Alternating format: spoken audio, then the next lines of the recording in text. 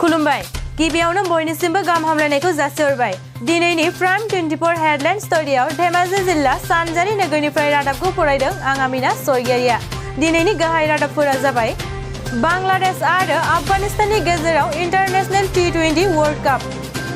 मैया 22 सेप्तेम्बर खालारखालि भारतनि हेंथायै साउथ आफ्रिकाया बेंगालुर इंटरनेशनल T20 जाना थांबाय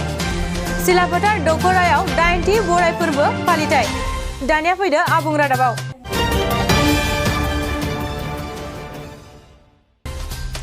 खुलुमबाय आं रैरुप नार्जारी थांनाय 21 सेप्तेम्बर खालारखालि चट्टग्रामाव जानाय खेलाव बांलादेशआ सा 4 विकेट जाना देरहासार जायो गाहायै आफगानिस्ताना 20 ओभाराव सा 7 विकेट जाना 138 रान खालामो आरो बांलादेशआ 19 ओभाराव सा 6 विकेट जाना 139 रान खालामना देरहासार जानो हायो खुलुमबाय आं सुजुमा बर' भारतनि बक्सार अमित पांघाला भारतनिफ्राय हौवासाफोरनि मादाव गिबि सिलभार मेडेलिस्ट मोननो हादों बिथाङा 52 केजि केटेगरिनिमोन बिथाङा सखबिदिन जयरबनि हेंथायै गेलेनाय जादोंमोन बिथाङा गिबि गेलेनायाव देरहानायनि मिजिं थिदोंमोन नाथाय बिथाङा जोबथियाव उनजेनो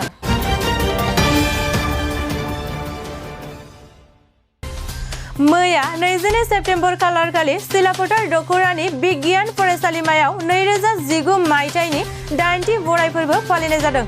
गाहायै बे बराय फोरबोखौ मानगोनां सुशीला नार्जारिया दैदेननाय जादोंमोन बे बराय मेलखौ BSLS आफादनि गोख्रों दैदेनगिरि मेहेर सिंह मोसाहारि आरो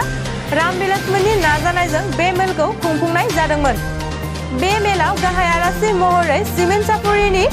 मानगोनां धनेश्वर नार्जारिया गोख्रों मेहेरगोनां बिबुंथि होलांदोंमोन बिथाङा सासे आमेरिकानि मख'जाथाव प्रेसिडेन्ट जादों आब्राहाम लिंकन जे आब्राहाम लिंकनानो डेम'क्रेसिया मा बेखौ बिथाङानो गायसनलांदों फरदाफोरखौ बायराफोरखौ होननाय डेम'क्रेसि बाथ्राखौ बिथाङा गायसनजादों दिनैसिम बयनिजोंबो बिथाङा गोसोखांनाय जाबाय जे आं बेखौनो बुंदों जे आब्राहाम लिंकना जुदि उन्दै समाव थांखि लायामोनबा जानांगौ बे आमेरिकान प्रेसिडेन्ट जायामोन जानो बेबादि ओमफ्राय बेनिफ्राय आं सासे भारतनिनो फिल्म स्टारनि बाथ्रा बुंनाय बे जाबाय धर्मेन्द्रआ बारा लेखा रोङा आरो थांखि लानाय आलासि महरै दुलाराय बर' फरायसा आफादनि दैदेनगिरि बड'सा ब्रह्म सारा मानगोनां बिबुंथि लाखिदोंमोन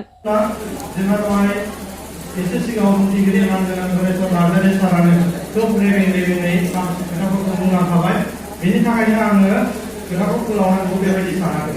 दा बे समाव आं मोनसे खोथाखौनो नोंथांमोनखौ सावरायनो लुबैदों थारमाने नोंथांमोना एसे धैर्य हमनानै माखासे खोथाफोरखौ खोनासंलायोबा गोजोननाय मोनो मालायनि खोथा खोनासंनो हानायानो जोंनि थाखाय मोनसे गिदिर गुन मानोना आंबो कलेज फरायबाय थानाय समाव जेबो खोथाखौनो खोनासंनो गोसो जायामोन लेक्सार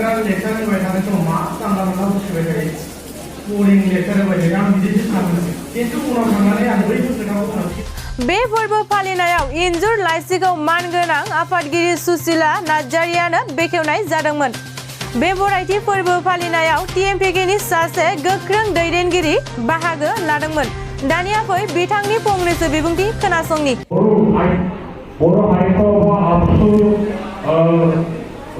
सिलाफोथार बर' कपारेटिभ सोसाइटी उद्योग এটা ডাঙৰ এটা মঞ্চ তৈয়াৰ কৰি আপোনালোকৰ নেতৃত্বত আপোনালোকৰ নেতৃত্বত আপোনালোকে খেল খেলাওক আপোনালোকে কম্পিটিশ্যন ৰাখক আপোনালোকে মানে যিকেইটা শিক্ষাৰ্থী বা আমাৰ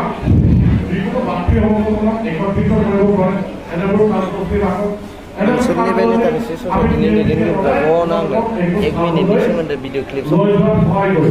আৰু ইয়াতে আপোনালোকক জনাইছোঁ যে ইয়াৰ পিছতে আমাৰ চিলাপথাৰ ধনীমূলক কালচাৰ কমপ্লেক্সত ইমান ডাঙৰকৈ বনাবলৈ চেষ্টা কৰিছে আমাৰ বিধায়ক বা আমাৰ MP মহোদয়ে এনেকুৱা এটা আপোনালোকে আগত एसेयावनो दिनैनि रादाबखौ फोजोबनाय जाबाय गोजोन्थों।